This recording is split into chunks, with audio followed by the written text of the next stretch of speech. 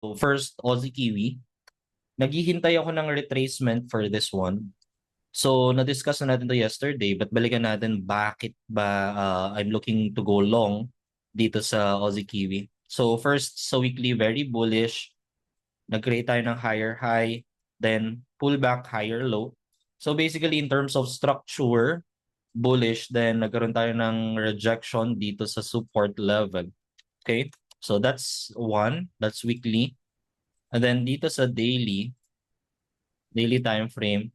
So meron tayong last lower high na na-break. Okay, last lower high na break, nagkaroon tayo ng higher high, then nag-retrace. So na-trade natin to. Then nag-breakout, so higher low, then higher high. Okay, higher low, higher high. So basically, bullish pa rin. So kung magkakaroon siya ng corrective, again, corrective, not impulsive, corrective pullback. Hindi lang, pag naghintay tayo ng pullback, guys, hindi lang basta pullback yung hinahanap natin. It should be it should be corrective. So yung slow and controlled pullback. Ang ayaw natin makita is yung pullback, impulse, and then impulse ulit yung pullback. So ayaw natin makakita ng ganyan. Okay, gusto natin controlled yung retracement niya. So going down sa 4-hour time frame.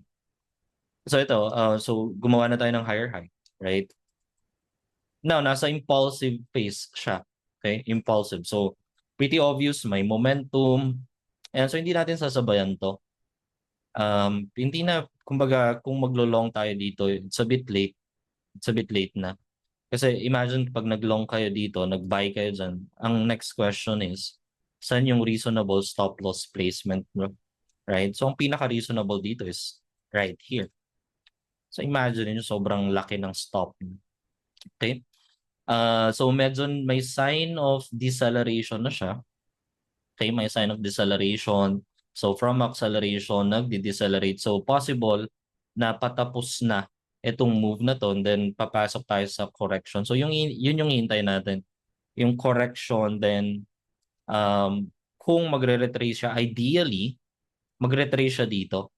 Previous resistance mag-turn into support, then that's the time na we can look for trade setup dito sa level na to. Okay? Pero kung let's say nagtuloy-tuloy yan, tapos saan ba next level na to?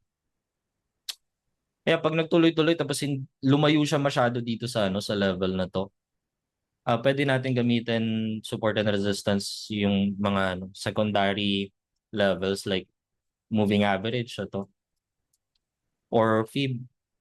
Ayun, ang pinaka-importanteng titingnan nyo sa end ng correction, kunyari, let's say for example, okay, nag-start siya mag-retrace, right? Pero medyo hindi umabot dito. Kasi it doesn't have to test this level naman eh. So, let's say very shallow lang, ganyan. So kumbaga ano yung pwedeng maging signal na patapos na talaga yung pullback even though wala siya sa support level na tinitingnan natin. So doon papasok yung mga failed breakouts and failed breakdown. So let's say for example ganito yung gawin niya. So lahat ng dinidiscuss ko, guys, nasa nasa lessons natin sa market framework. So one way to gauge kung patapos na tong retracement nang wala sa support kapag nagkaroon siya ng mga failed breakdown. Okay? Then kung gusto niyo na pa ng mas may confirmation, punta kayo lower time frame, hintayin yung mabasag yung last lower high. Okay? So, yeah. So bullish Aussie Kiwi. So hintay tayo ng retracement dito.